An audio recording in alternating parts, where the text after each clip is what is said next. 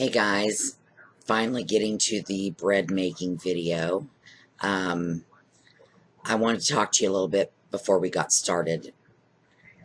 It has taken me literally years to finally and consistently bake a good loaf of bread, one that you can use for sandwiches, etc. So this is not something you're going to master overnight, but I encourage that you just keep trying and keep trying because it's a good skill to have. And you know, it's just good. It's good for your family, and it's something your family will appreciate. Now, a couple of tips that I want to mention at the beginning is, one, use bread flour. Now, yes, you can make bread out of regular old all-purpose flour, and I did it for years. However, my bread really changed the day I switched it to the other. Now, the other is a little bit more expensive, almost $1 a bag. But I really only use it exclusively for bread making. I save the all-purpose flour for gravy and biscuits and that kind of thing. So, it is what it is. It's your choice. Again, you can make good bread, decent bread, with all-purpose flour. But bread flour, and this is going to freak everybody out, it has more gluten in it. And to be perfectly honest, good bread has gluten. That's the science of it. That's the way it is. And bread flour has just a bit more gluten in it, which kind of helps ensure that good loaf result. Check the date on your yeast. Yeast will last quite a while. In fact, it'll last a year past its expiration date on the jar, especially if it hasn't been opened. And if you keep it in the freezer, you need to set it out and let it warm to room temp. I quit keeping mine in the freezer a while back. That also kind of changed things for me. Bread likes to be warm. Bread likes to be cozy. So whenever I can, I use room temp eggs, I use room temp butter, I use room temp yeast. Those little tips, they help, and they help a lot to ensure that you get a good loaf in the end. Kneading. Okay, so you're going to see in this video me using my KitchenAid to knead my dough. Okay, well, fact of the matter is, shit has not hit the fan yet, and I can still run my KitchenAid, so I'm going to. I have kneaded by hand. It's a little physically hard for me to do now, because it's about 10 minutes of work, and I mean it's real work. To knead a lump of dough properly, it's a workout, and it was a workout before, so I don't know that I even could do it now. So I will be using my KitchenAid mixer, but it doesn't have to be a KitchenAid mixer. It can be any mixer that has a dough hook on it. You know, before I had my KitchenAid, I had a bread machine, but I didn't care for the loaves it gave. I mean, they were round, they were funky. But if you do have a bread machine, you can use it to knead your dough. Just don't use it to bake the bread. I did that for quite a while too. But after I got my KitchenAid, I passed my bread machine on to one of my daughters. Let's see, what else? Oh, proof your yeast. We'll talk about that when we start this process. It helps you to make sure your yeast is still good. You know, the store is not above selling you some bunk yeast. Now, I haven't had any bunk yeast. Well, number one, I quit having trouble with my yeast when I quit buying the little packets. I buy jars, and you'll see that later. When I bought the little packets, I was forever getting yeast that wouldn't activate. I don't know what the difference is. I don't know. But when I started buying the jars, I've not had that problem again. Now, my hot water tank is set pretty high. I'm pretty convinced it's at a good 120. You don't really want your water any hotter than that. But your yeast isn't going to proof if it's not warm and cozy as well. And it needs a little sugar. It's got a sweet tooth. So we'll get into all that.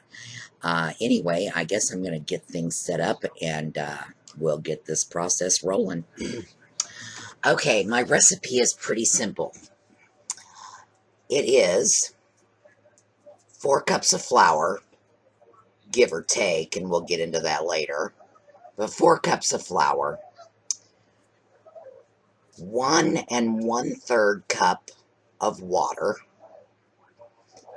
4 teaspoons of yeast, 1 stick of butter, 2 tablespoons of sugar, give or take, we'll get into that as well, and 2 eggs. So let's get our yeast proofing. I'm going to fill this with 1 1/3 cup of the hottest water that comes out of my sink.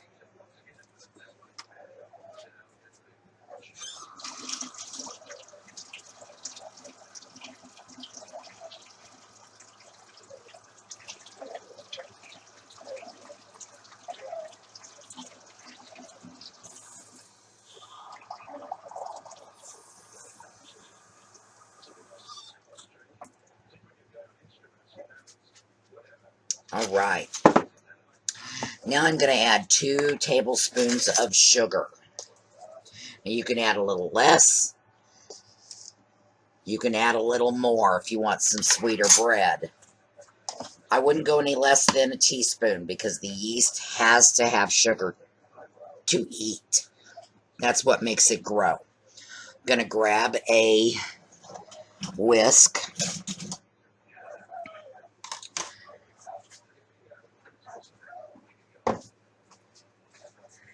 Four teaspoons of yeast. 1, 2, 3, 4.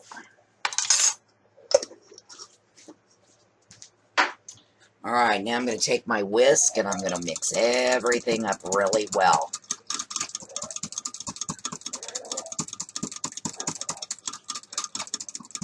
Alright.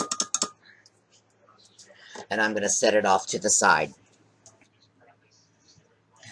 Okay, so what we're going to do is we're going to start with 2 cups of flour in our mixer.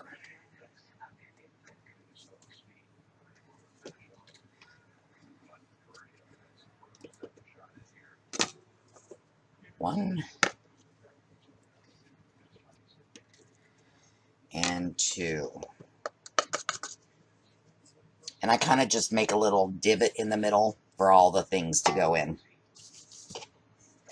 And I'm one of those people that cleans as I cook, so you're going to see me wiping things down all the time. Well, maybe you can't see it. Oh well. Alright, we're going to stick in our stick of butter. Okay.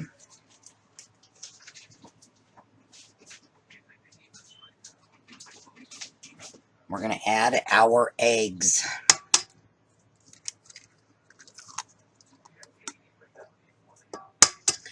You know, something I forgot on the ingredients list was a little salt. Now, this is salted butter, so it's probably not super important that I add salt. But salt gives your bread flavor. If ever you've made bread, and I have, and it just have no taste at all, well, I should have maybe added a little bit more salt. So,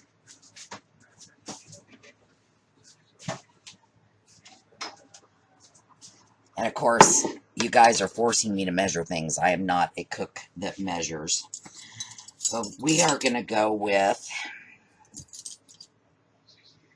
1/2 of a teaspoon of kosher salt. Because, like I said, there is salt in the butter as well.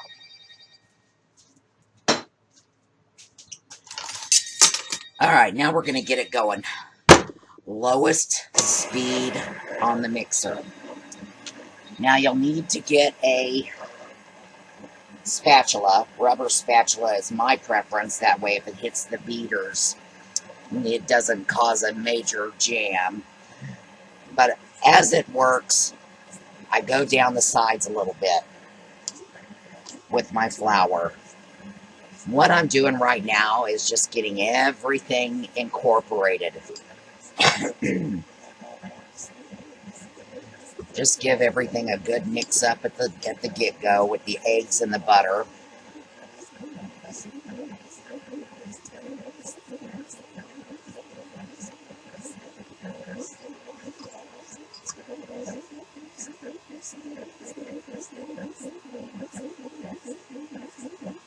Alright, that's probably about as good as it's going to get. Now, I'm going to try to make this so you all can see it.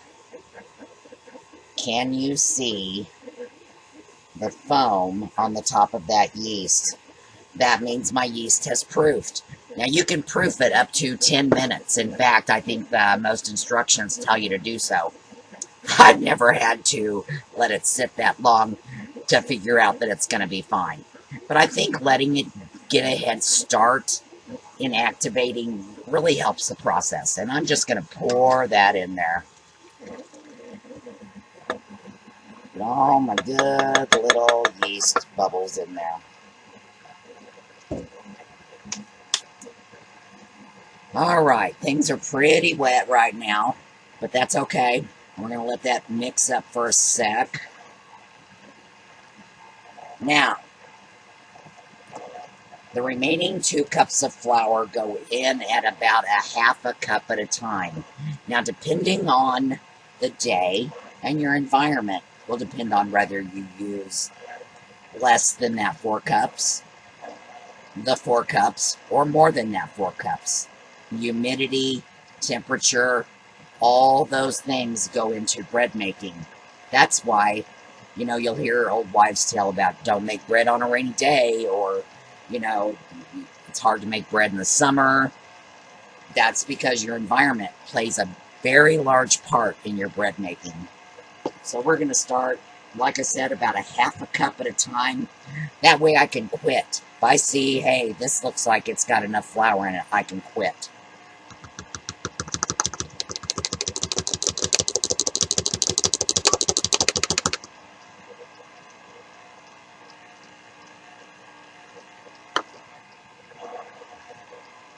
Make sure that flour gets down in there.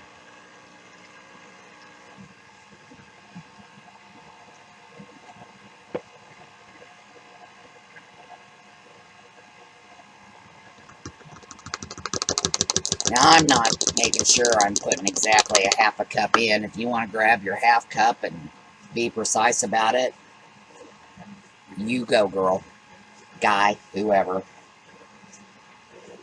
I am not one of those cooks. I don't measure things. It's not like I don't ever measure anything, but as a rule, I don't measure things. My grandma taught me how to cook by sight. You're not always going to have the luxury of having a nice set of measuring cups or spoons, so it's good to be able to cook your food, if that's the case.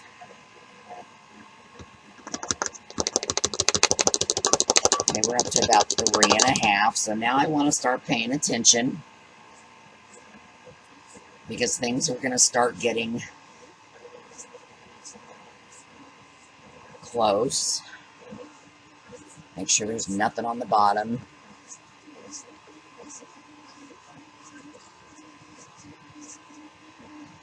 Also, watch that flour that gets on top, too, so be shocked at how much flour will sit up there. Okay, still pretty loose. I think you can see that pretty good. Still pretty loose. I'm going to go in with another half a cup. Or so. Don't know if I've been putting in exactly a half a cup. I've just been kind of filling my 1 cup measurer about halfway. Okay, sorry guys, my freaking laptop went to sleep on me. Give me just a second.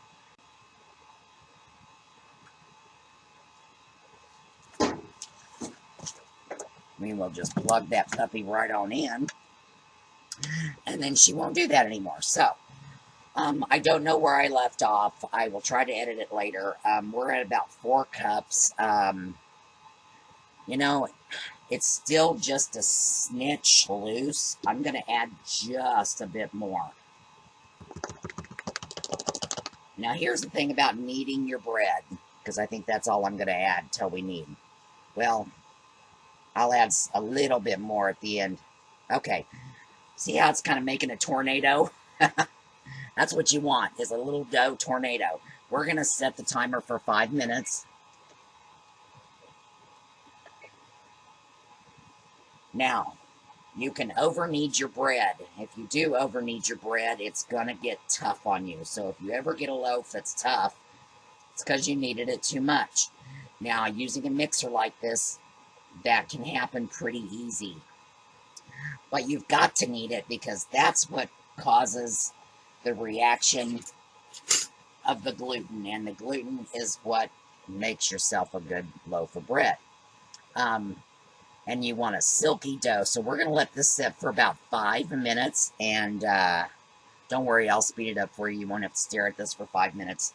But when we come back, I will show you what my next step is. Okay, there's our beeper.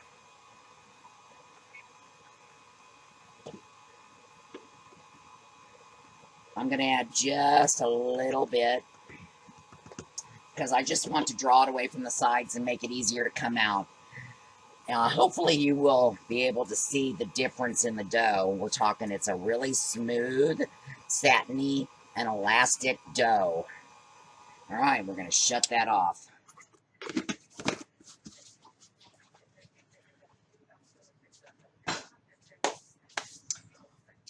All right, now I'm going to take you to the next step. We're going to put it in our bowl that it's going to raise. It goes through 2 raises. It goes through 1 raise now, and then it will go one raise in the bread pans. So let me take you to the next step. So I lost an entire section of my video. This whole video recording thing is just so hard sometimes. But here's what you miss.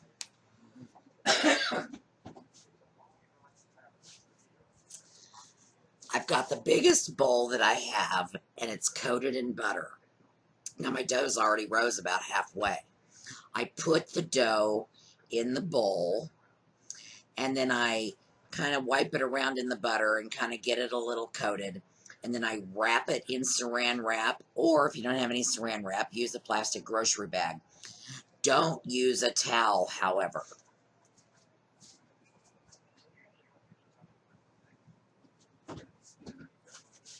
And here's why. Because you always see the ladies letting their bread raise with a towel over it. Well, I've done that, and let me tell you, if my dough decides to go crazy and raise all the way to whatever I've got covering it, and it's a towel, it will stick to that towel like no other. And it won't stick to your plastic or your saran wrap or your plastic grocery bag. So I've put it back in my oven. Also, one of the parts that we missed was I just used the heat of my oven light. That's plenty of heat. You want it to be about 75, 80 degrees. You don't want it too much cooler than that. You definitely don't want it too much hotter than that. Now, of course, of the 2 evils, I'd rather have it cooler because that just means it takes it a little longer to raise.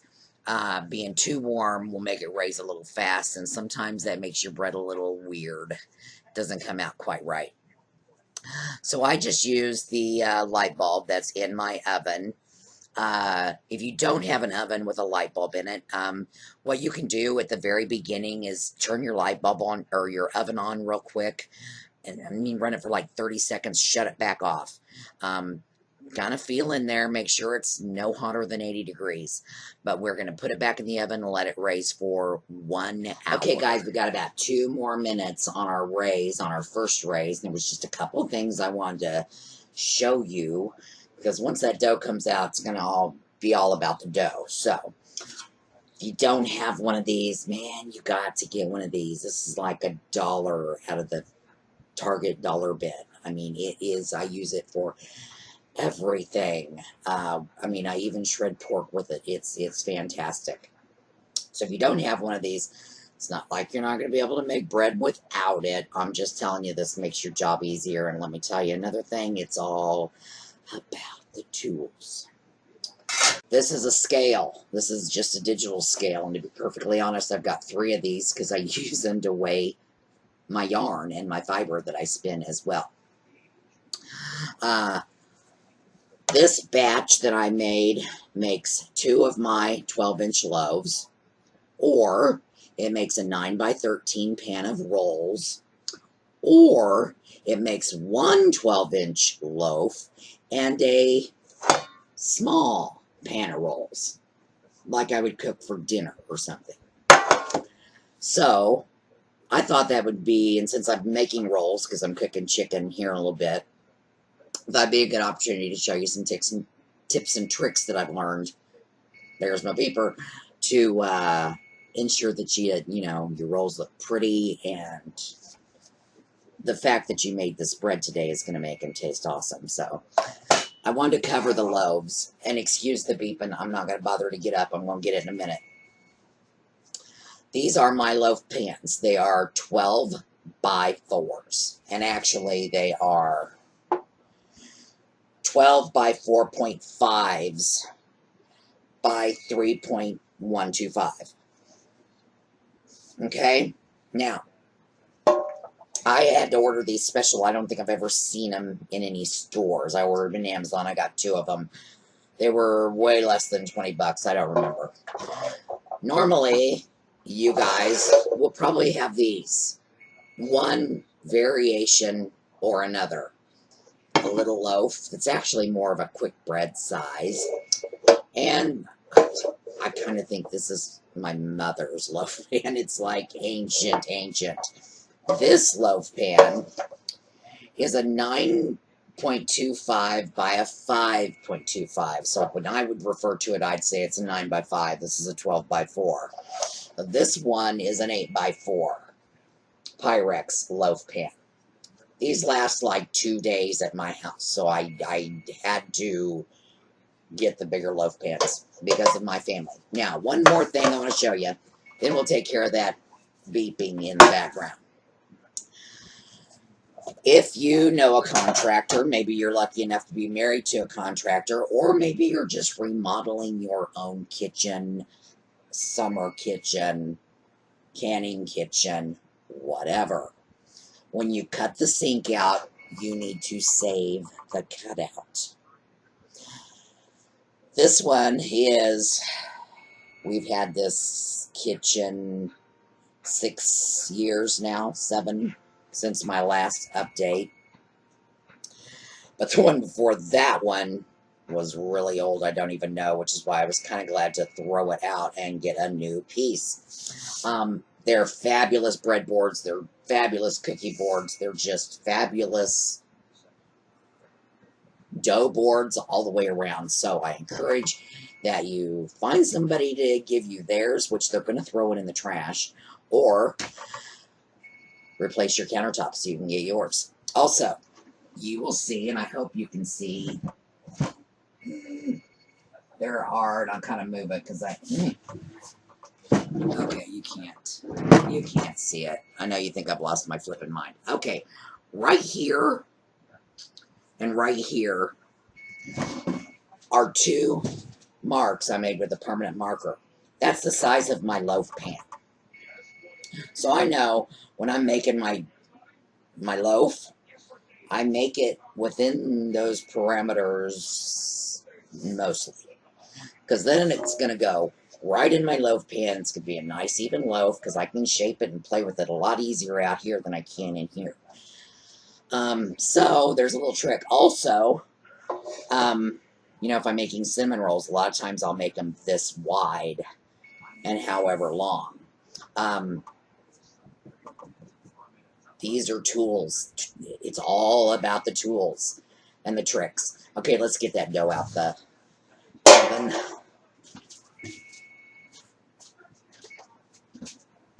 Now, don't go crazy with it. Just lightly take it out of the oven.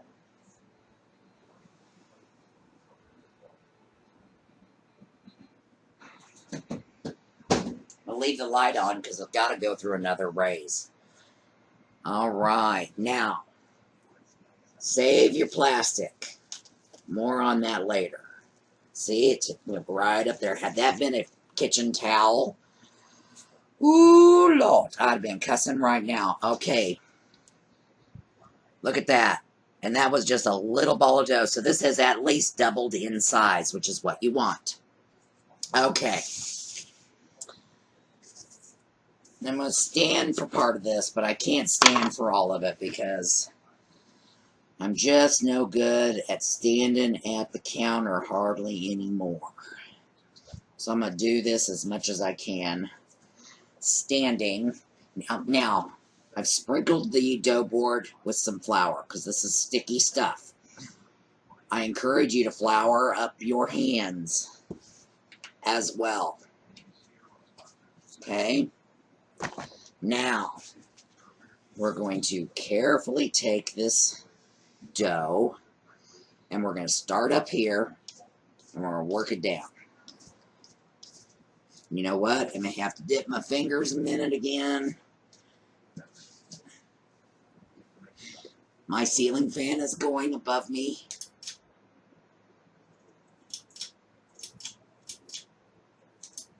Okay, there, I think it's off. If you have a ceiling fan going on above where you are working, shut it off. Bread does not like a draft. Okay, toss that.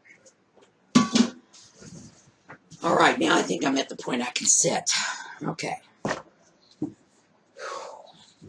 Sucks. Okay, so, got my dough. I'm just going to give it a nice work. Just kind of take the ends, just kind of, you know, don't be pretty with it. She's delicate in some ways, but in other ways she's not all that delicate, so don't worry about it. All right. I want to try to even out my dough a little bit. I didn't want to work it too much, though. Just kind of get things floured up to where it's not so sticky and you can work on it, okay? Soft as a baby's butt. That's what you're looking for. Okay. Got it kind of even. I'm going to run some flour along my little cutter. Always keep flour close this whole time. I'm going to eyeball best I can. Now, ideally, I would weigh each half. I don't normally, and I'm not going to for you now. If you want to weigh each one of your halves to make sure that they are exactly the same size, which I'm going to have you do here in a minute anyway, but just not on this loaf, you can. I never have and am not going to now, so I'm just going to go through.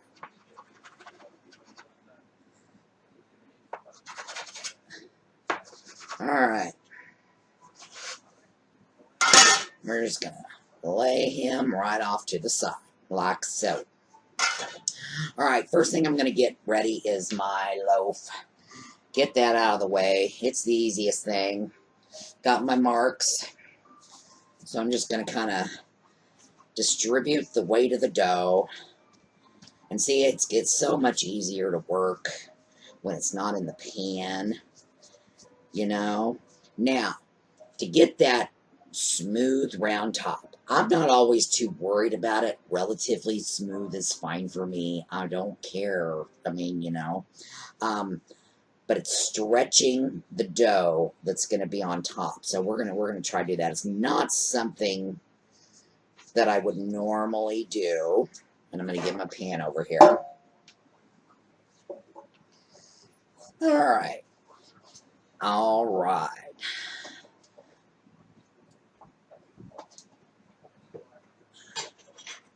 Okay. Whoops. It's just kind of rolling around in there. Alright. Our loaf is done. And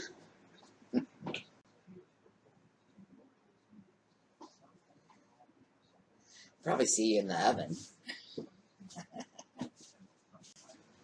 We're going to stick it back in the oven to... Actually, I take that back. I forgot a step. Hang on. I want to spread some butter on her. Because, you know, bread ain't bread unless it's loaded with gluten and butter. as the 10 people that subscribe to me click unsubscribe effing now. I'm just giving it a good coating of butter. This kind of helps keep it from getting a hard crust on it too. Now, if you want a hard crust, then don't do this by any means. But just kind of trying to get things distributed. All right, now we're going to put it in the oven.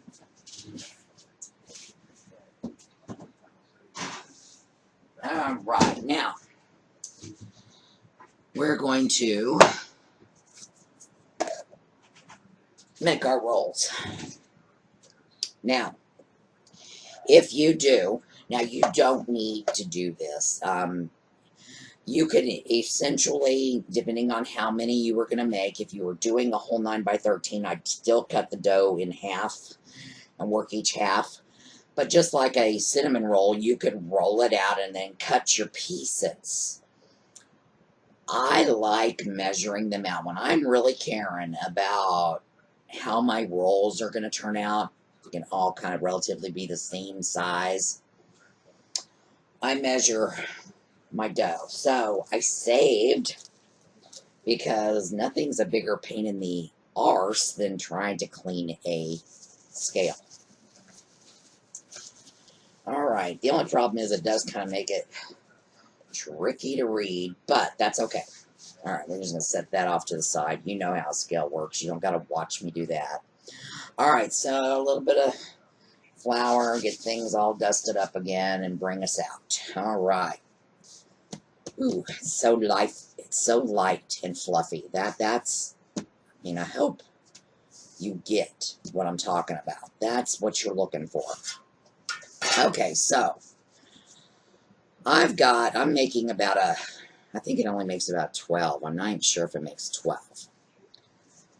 But we are going to kind of remotely get it rolled out a little bit. We're going to start with what I think is going to be a good size, and that's going to give me the most across. And I'm going to put it on here.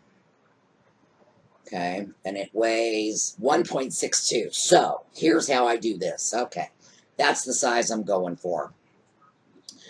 Now, I allow anything from 1.58 to 1.62. I'd maybe go 1.72. Yeah, no, 1.62, maybe 1.68. So I have found that little variance in the weight doesn't show up that much. That's what I found. You do what you want. That's what Nana does.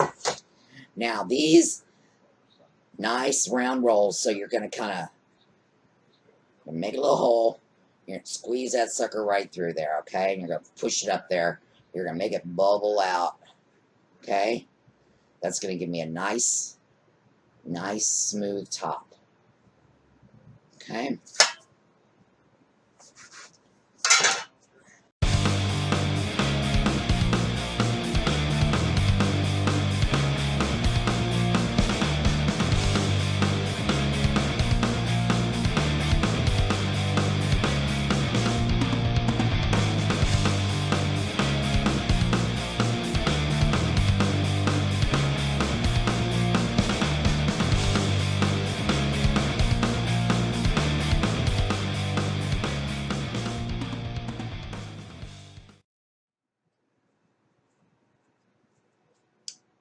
Okay. Another reason this tool is freaking awesome. Here are my rolls. I ended up with 11. My last one was kind of small too, but whatever. They need to have plenty of room, okay? We want them to raise nice and fluffy. We're going to give them a nice rub down with some butter. Butter.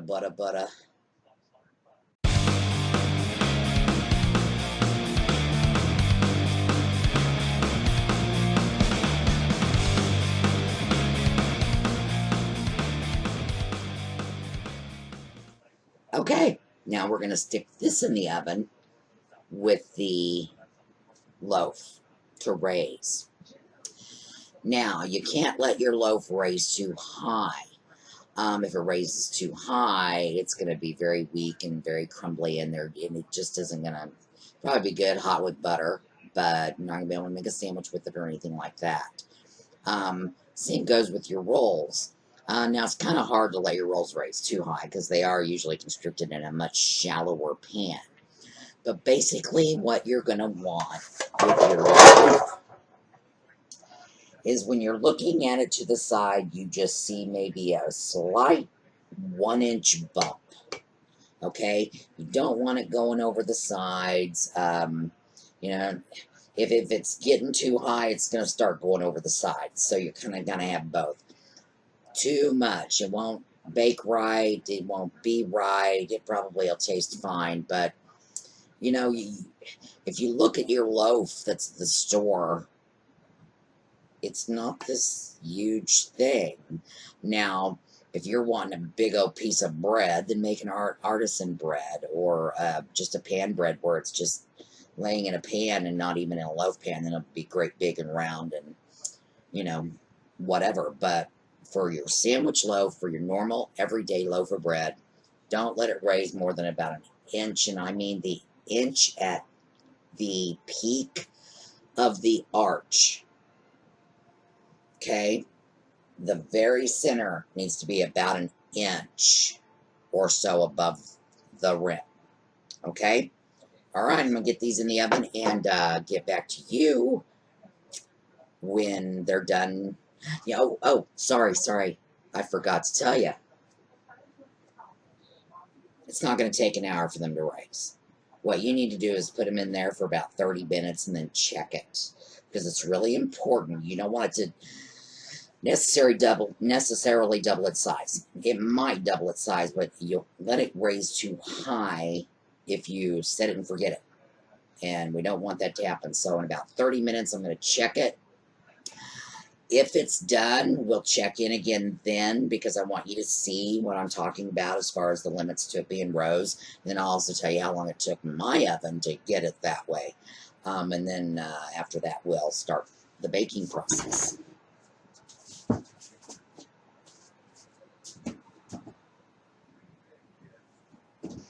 Okay, guys, it is ready, and it's only been about a half hour, so I wanted to try to show you safely what I want you to look for. Now, you need to be careful. Don't be doing this normally. I'm hopefully going to get through this without losing my loaf.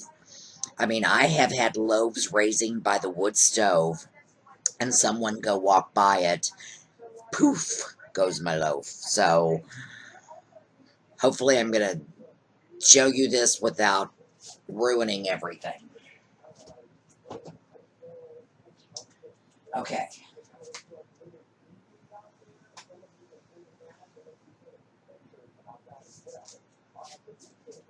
This is what I'm talking about. See that?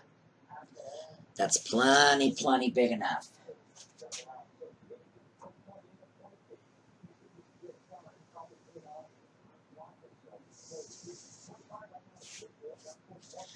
Now, normally I'd probably let the rolls go just a little bit bigger, but for the sake of I'm just needing to get this bread cooked so I can start my dinner, I'm going to go ahead and start them now.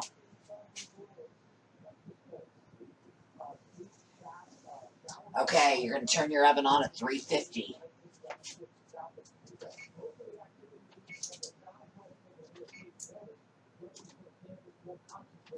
I set the timer for about 20 minutes. It's not going to be done in 20 minutes. But that's when I'm going to want to start checking it.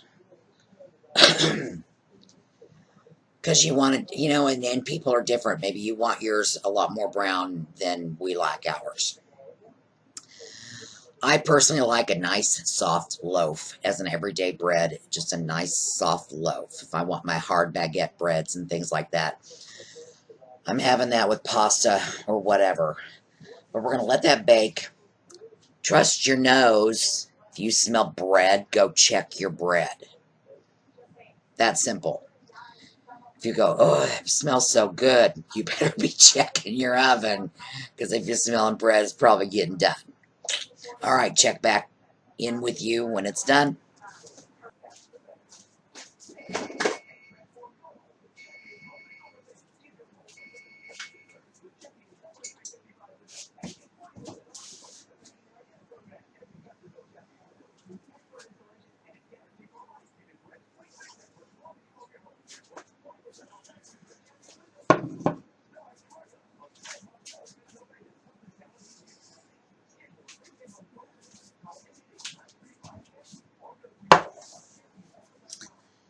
It's done.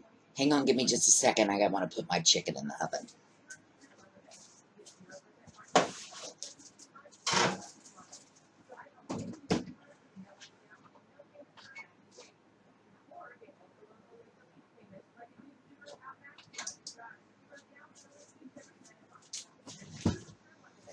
All right. Done, done, done, done. Now, you definitely can get it. Could have been browner, maybe, but I don't know. I tend to think I like it this way. I don't know if you can see I got a bubble. Bubble. It happens. It's what yeast does. It puts air in it. Now, the first thing I'm going to do is give everything a good coat of butter again.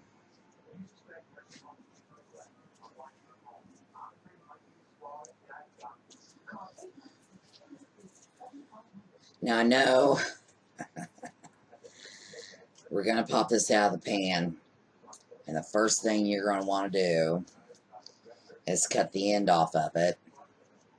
Put some more butter on it. And eat that hot piece of bread. Because let me tell you something. It is some good shit. Okay, so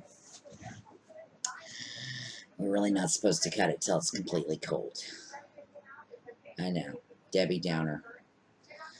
But here's what I do. I cut the end off so I can get that fresh out the oven piece. And then I leave the rest of it alone until it cools. And then it slices up really nice, and, you know, you can use it for sandwiches and everything.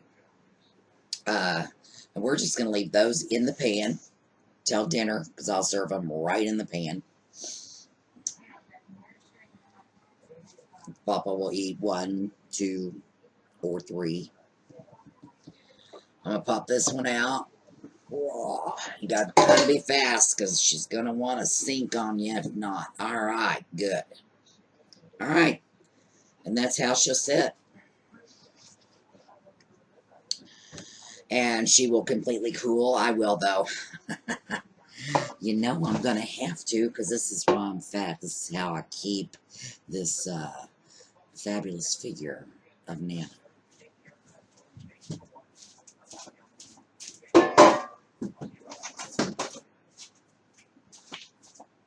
Gotta have a good bread knife. This is my bread knife. We pretty much don't use it for anything else because it's horribly dangerous. It will slice off an appendage if you're not careful.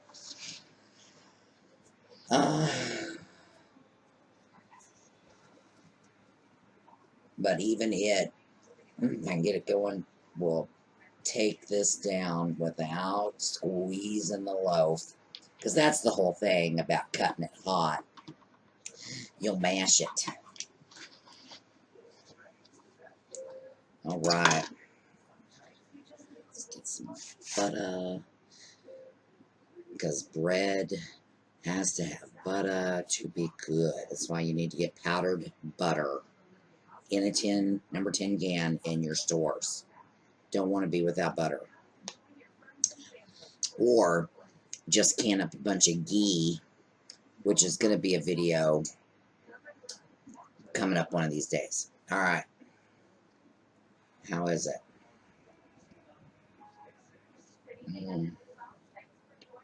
Oh my God. There's nothing food-wise, anything like hot loaf of bread out of the oven with butter on it. There is nothing. I can't think of any of that. Okay, so there it is. Now you're set up to make your own bread. May not turn out perfect the first time, but I hope I gave you some tips and tricks today. It's going to kind of smooth out the bumps a little bit. When there's things that are variable in your environment, you know, that stage where the dough was done being kneaded, you've got to learn that, and you will. You just got to keep doing it. Keep doing it. And I mean, something will eat your bread. It could be the ducks down. I mean, if it's horrible bread, it doesn't even taste good, then take it down and feed it to the ducks, or give it to somebody's chickens, or I mean, get rid of it. And then next weekend, try it again, because you'll get it. I promise. All right. Well, that's about it. Got to get on dinner now, and hope you learned something. Hope I gave you some inspiration to try your hand as a bread maker. Nana Prepp out. Oh, don't forget to like and subscribe and share. Everybody says that at the end of their video, and I always forget to say it. So like, subscribe, and share. Peace.